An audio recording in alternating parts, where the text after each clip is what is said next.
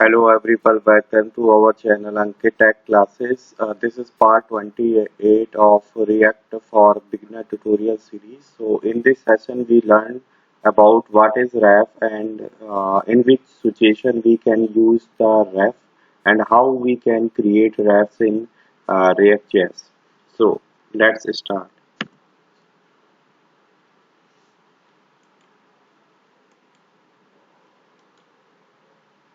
So basically ref का use हम लोग क्यों करते हैं? बेसिकली अगर आप मेन सिचुएशन ये आती है अगर आपसे कोई कहे कि अगर हमें प्रॉप्स है, ठीक है, प्रॉप्स का यूज हम लोग ने क्या सीखा था कि अगर किसी भी पर्टिकुलर इंफॉर्मेशन को हमें एक कंपोनेंट से दूसरे कंपोनेंट मींस एक पेरेंट कंपोनेंट से चाइल्ड कंपोनेंट में ट्रांसफर करनी है तो हम प्रॉप्स का यूज करते हैं, राइट।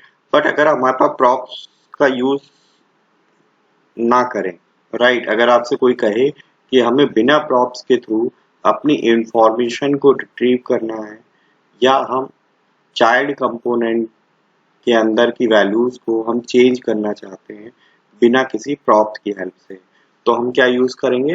रेफ का यूज करेंगे, ठीक है। तो बेसिकली हमारे पास रेफ क्या करता है कि एक अल्टरनेट वेज प्रोवाइड करता है जिसके बिहाफ पे आप अपने डॉम एलिमेंट्स को, ये डॉम नोड्स को या रिएक्ट एलिमेंट्स को आप एक्सेस कर सकते हो जो कि आप ऑलरेडी रेंडर मेथड में क्रिएट कर चुके हो, राइट। तो ये नोट डाउन करने वाली बात है कि रेंडर मेथड के अंदर ही जो आप अपने बनाए होंगे आपने एचटीएमएल एलिमेंट्स, डॉम नोड्स या रिएक्ट एलिमेंट, उन्हीं को आप एक्सेस कर सकते हो, राइट। तो इसकी सहायता से आप क्या कर सकते हो? बिना प्रॉप्स का यूज किए हुए आप चाइल्ड कंपोनेंट या सिमिलर कंपोनेंट के अंदर, सेम कंपोनेंट के अंदर की वैल्यूज को आप चेंज कर सकते हो, राइट। बट इसका यूज बहुत ज्यादा नहीं करना चाहिए, बचना चाहिए। जितना अगर हम यूज ना करें तो ज्यादा अच्छा है, हमें प्रॉप्स का ही यूज करना चाहिए, राइट।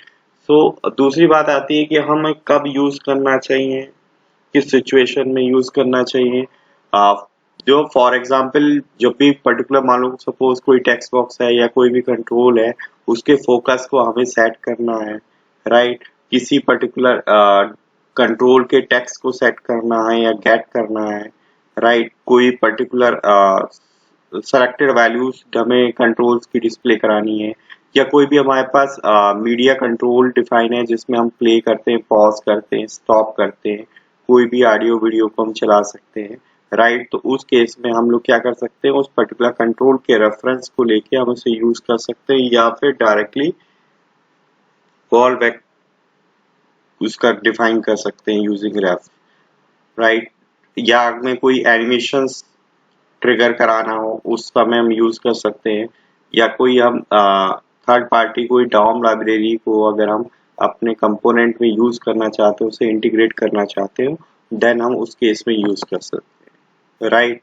तो दीज आर द रेफरेंसेस। अगर आप इसके बारे में डिटेल वे में जानना चाहते हैं तो आप इन रेफरेंस के थ्रू आप जा सकते हैं, राइट। तो सबसे वाली मेन बात हम समझते हैं कि हम इसको क्रिएट कैसे कर सकते हैं, राइट। तो ऑलरेडी मैंने जो है एक डेमो प्रोजेक्ट बनाया हुआ है using npx create react app create hyphen create react app space project name। तो ऑलरेडी मैंने रेफ डेमो के नाम से एक प्रोजेक्ट बनाया हुआ है, राइट, और npm स्टार्ट किया हुआ है, ठीक है। तो ये एप्लीकेशन हमारे पास रन हो रही है, ठीक है। तो हम देखेंगे कि किस तरीके से हम रेफ को क्रिएट कर सकते हैं और देन उसको हम यूज कर सकते हैं। तो यहाँ पे हम इस सेशन में इसको क्लास कंपोनेंट के थ्रू ही सीखेंगे, क्योंकि क्लास कंपोनेंट के थ्रू हम लोग डायरेक्टली यूज कर पाएंगे, राइट। अगर हमें फंक्शनल कंपोनेंट के अंदर एक से यूज करना है तो हम क्या करेंगे? हमें हुक का यूज करना पड़ेगा, हम डायरेक्टली रेफ का यूज नहीं कर सकते फंक्शनल कंपोनेंट में।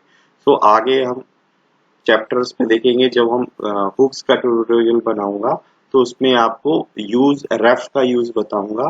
तो यूज रेफ के थ्रू ही आप क्या कर सकते हो? रेफरेंसेस कंट्रोल के क्रिएट कर सकते हो, जस्ट लाइक अभी हम क्लास कंपोनेंट के थ्रू सीखेंगे। तो हम यहाँ पे एक रेफ डेमो नाम का एक कंपोनेंट बनाएंगे, import react comma component from React class ref demo extends component, right? Then create constructor, pass props as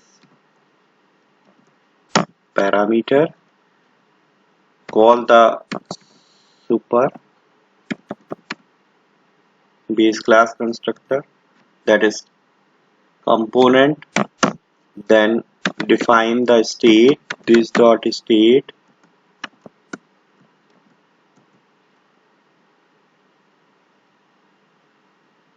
data. तो इसमें हमने क्या करने चाह रहे हैं कि हम दो टेक्स्ट बॉक्स बनाएंगे, दो टेक्स्ट बॉक्स में हम कोई भी न्यूमेरिक वैल्यू डालेंगे, देन हम उसको ऐड करके डिस्प्ले करेंगे।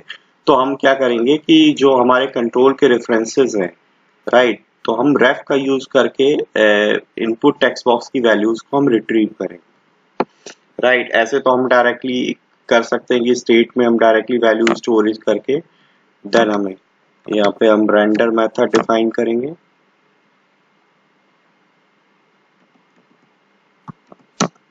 then return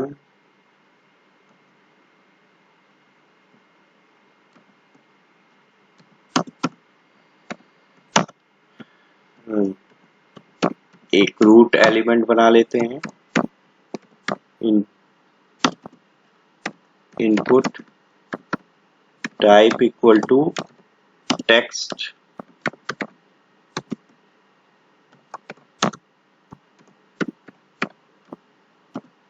input type equal to text,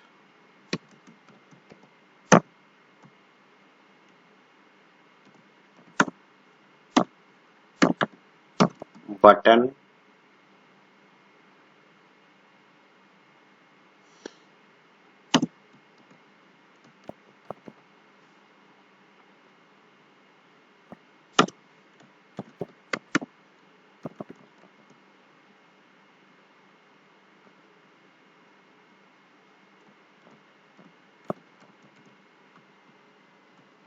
या टैग डाल देते हैं लाइन स्पेसिंग की, लाइन को ब्रेक करने के लिए, राइट। तो अभी हम इतना ही करते हैं, फिर यहाँ पे index.js में जाते हैं, यहाँ से ऐप का यूजर आके यहाँ पे कर देते हैं इंपोर्ट,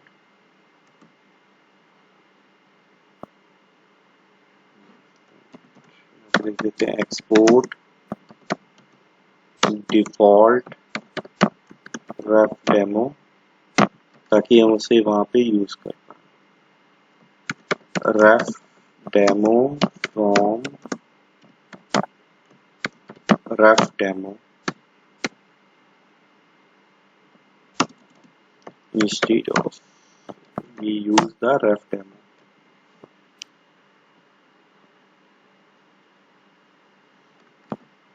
Then application हमारी already running है, right? So here you can see there are two text boxes, and one is button and also display text result, right? So we can define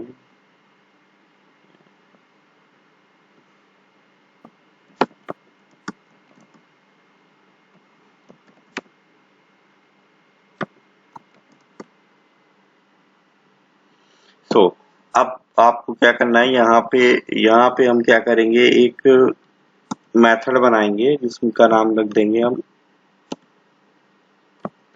add values, right. अब हमें इन दो numbers को add करना है और हमें result में show कराना है, मतलब हमें स्टेट में वैल्यू को अपडेट करना है, राइट। तो या तो हम क्या करेंगे, इन दोनों को भी अलग अलग स्टेट में रख लेंगे और देन उस सेट से वैल्यू को रिट्रीव करके हम देन ऐड करा के इस वाले स्टेट वेरिएबल में हम ऐड करा देंगे, या फिर हम क्या कर सकते हैं, रेफ का यूज करेंगे। तो रेफ से हमारा बिल्कुल सिंपली है। तो यहाँ पे हम क्या करेंगे, रेफ इक्वल टू, सपोज नेम दे दिया हमने n1, रेफरेंस नेम दे दिया उसका n1 और इसका दे दिया n2, राइट। तो अगर हमें इसके अंदर यूज करेंगे तो हम किस तरीके से वैल्यूज को उठाएंगे, तो हमने लिखा let number 1 equal to, number में कन्वर्ट करना पड़ेगा, right, and this dot ref, this dot refs, ठीक है। दिस डॉट करंट ऑब्जेक्ट के अंदर जितने भी रैप्स होंगे, ठीक है, तो उसके अंदर सारे रैप्स को ये रिप्रेजेंट कर रहा होगा। तो यहाँ पे हमने क्या नाम दिया, n1, राइट, इसका नाम क्या था n1, रेफरेंस दिया, डॉट वैल्यू निकाल लिया हमें, तो क्या लिखेंगे वैल्यू, ठीक है। तो करंट ऑब्जेक्ट के अंदर हमने रैप्स ऑब्जेक्ट को एक्सेस किया हुआ है, जो रिप्रेजेंट कर रहा है कि जितने भी नंबर ऑफ रेफरेंस ऑब्जेक्ट आपने बनाया हो उसको ये रेफर करेगा, dot then specific name of the ref object, then x, for accessing value we use the value property, then let number 2 equal to number, because text box takes value in string format, so we have to convert this, ref dot n2 dot value,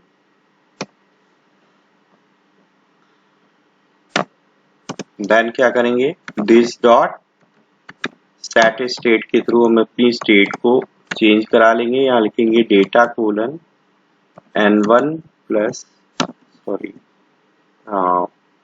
number 1 plus number 2। यहाँ पे क्या करना पड़ेगा हमें, on click this define करना है। तो हम यहाँ पे लैम्डा एक्सप्रेशन या एरो ऑपरेटर यूज करेंगे और यहाँ क्या लिखेंगे, this dot add values, then result में क्या करेंगे, सेट स्टेट के अंदर वैल्यू डाल दिए, तो this dot state dot data, right. तो जो भी हमारे पास n1 प्लस n2 की वैल्यू का एडिशन होगा वो हमारे डेटा के अंदर स्टोर हो जाएगा।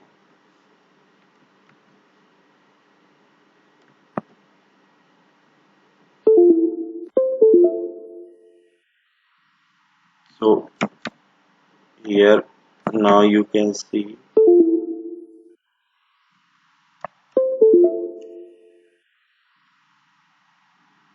right, so this is the basic example or understanding for understanding the ref uses।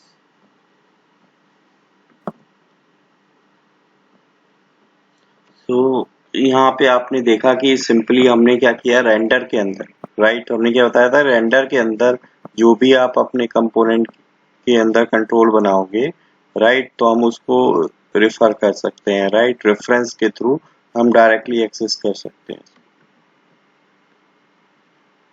रेफ, और देन आप इसमें कुछ भी वेरिएबल नेम डायरेक्टली प्रोवाइड कर सकते हो, और देन आप दिस डॉट रेफ्स के जरिए आप रेफ ऑब्जेक्ट को रिट्रीव कर सकते हो। रेफ हमारे पास सारे रेफरेंस ऑब्जेक्ट को कंटेन करता है, राइट, जितने भी आपने रेफरेंस बनाए होते हैं अपने रेंडर मेथड के अंदर, right, and then dot, then आप रेफरेंस नेम डालेंगे और करंट वैल्यू को एक्सेस करने के लिए डॉट वैल्यू डालेंगे, राइट। तो ये नंबर 1 की वैल्यू को जो आपने टेक्स्ट बॉक्स 1 में डाली उसमें स्टोर हो गया, देन n2 की वैल्यू आपने डाली उसको हमने ref dot n2 dot value से रिट्रीव करा के n2 में कर दिया, राइट, देन दोनों वैल्यू को ऐड करके सेट स्टेट के थ्रू ये हमारे डेटा नाम की स्टेट वेरिएबल को हमने अपडेट कर दिया, राइट, देन रिजल्ट को हमने प्रिंट कर, right. So basically that is the use of state. तो आप बिना प्रॉप्स का यूज किए अपने कंपोनेंट की वैल्यूज को आप अपडेट करें, right. So that is the use of wrap. तो होपफुली आप लोगों को समझ में आया होगा।